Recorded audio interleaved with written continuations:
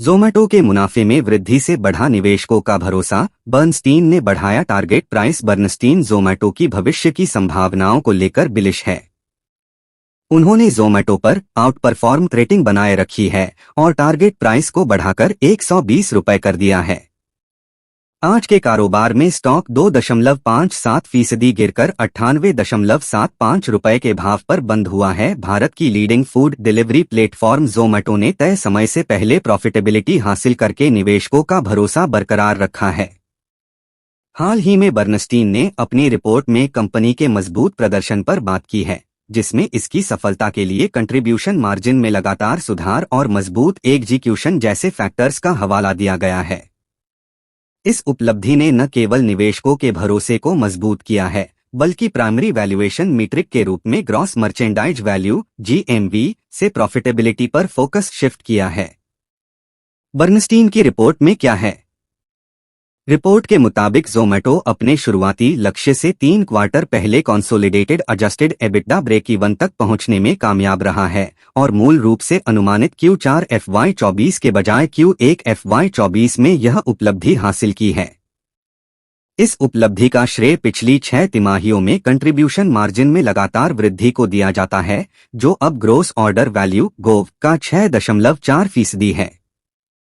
Report 8 से 9% की range के भीतर कंट्रीब्यूशन मार्जिन और 5% के एडजस्टेड एबिटडा मार्जिन के लिए लॉन्ग टर्म प्रोजेक्शन स्थापित करती है। ज़ोमैटो का कैश बैलेंस 11,600 करोड़ रुपए पर हेल्दी बना हुआ है। एनालिस्ट्स को ये है उम्मीद Q1 FY24 में तिमाही आधार पर 11% की gross order value (GOV) growth के साथ फूड डिलीवरी सेगमेंट ने काफी मजबूती दिखाई है। रिपोर्ट में अगले 3 सालों में सालाना 24% की sustainable compound annual growth rate (CAGR) का अनुमान लगाया गया है, जो मुख्य रूप से नए मासिक लेन देन करने वाले यूजर्स के जुड़ने और ऑर्डर फ्रीक्वेंसी में वृद्धि के कारण है।